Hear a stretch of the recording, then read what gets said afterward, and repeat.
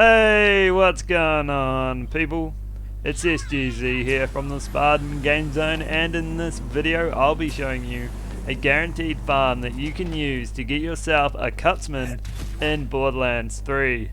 Now, this isn't a guaranteed drop. Nothing in the game can drop guaranteed each time, but it is someone you can farm that has an increased chance to drop the Cutsman. Let me know in the comments if there's another guaranteed farm you want me to cover, and let's dive in. The Cutsman has an increased chance to drop from Borderlands Nates, who you can find in the Meridian outskirts at this point on the map. Borderlands is a respawn enemy, which means he won't be there all the time, but you can guarantee he will spawn by checking this wall in Sanctuary and grabbing his kill quest. Quests here appear randomly, so you may have it, you may not, but why not check if you're having trouble getting him to spawn? However, if you're farming Borderlands during the Farming Frenzy event, which finishes at the end of January, you shouldn't have any trouble getting him to spawn. Each of the 20 times I went to his spawn point, Borderlands showed up, which is absolutely fantastic, and I really urge you to get as much respawn enemy farming done while their spawn rates are high.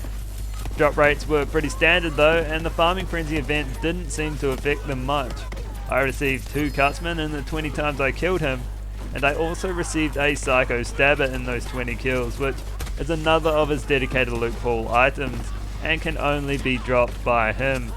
He also has the saw bar in his dedicated loot pool, which may put a spanner in the works when you're trying to get a Cutsman. What the Farming Frenzy event did do, however, was increase the amount of anointed items I got. Both of the Cutsmen he dropped were anointed, and to top it all off, they were binary variants as well. Outside of the event, I doubt you'd get that lucky, and the event definitely increases your chances of getting an anointed Cutsman. I did all my farming on True Vault Hunter mode without any Mayhem levels, and still received 2 anointed items. You can farm on Mayhem 4 if you'd like, but Borderlands is really annoying to kill with the 10 times more health, and all the enemies that spawn around him. Increasing your Mayhem levels won't increase the drop rates of the Cutsman, as the loot drop increase only affects world drops. It does increase your chances of getting an anointed one, however, but anointed drop rates seem standard across the Mayhem levels during the Farming Frenzy event.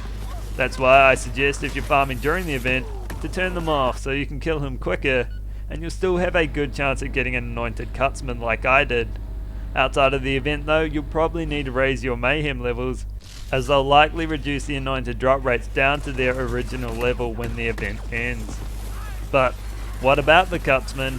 Why does everyone talk about it? Are buffalo wings made out of buffalo? Do buffaloes even have wings? Well, the Cutsman is a melee 1 SMG, which comes in incendiary, corrosive and shock. It fires a pair of slow moving projectiles connected by a laser. This laser gets wider the longer it travels, and will continue to travel until it hits a world surface. Due to the nature of its projectiles, one shot from the Cutsman can cut through multiple enemies, hence the name, dealing high damage, and makes it perfect when facing large groups. It's also not bad in the damage over time front, and if the shots don't kill them, the elemental effect will often finish the job. It does have a relatively slow charge time thanks to it being a melee 1 weapon, although that will vary by version. Its damage remains high whatever variant, but you should be looking for a binary one, as that is the one that will deal the most damage. Overall, the Cutsman is a great SMG that's perfect for taking out pretty much anything you'll come across.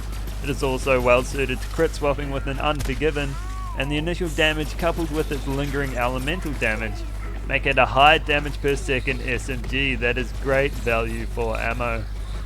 So that's all for this video. Let me know down in the comments what weapon or item you'd like me to showcase next. I hope you enjoyed the video. If you did, consider dropping a like or subscribing, and I'll catch you in the next one.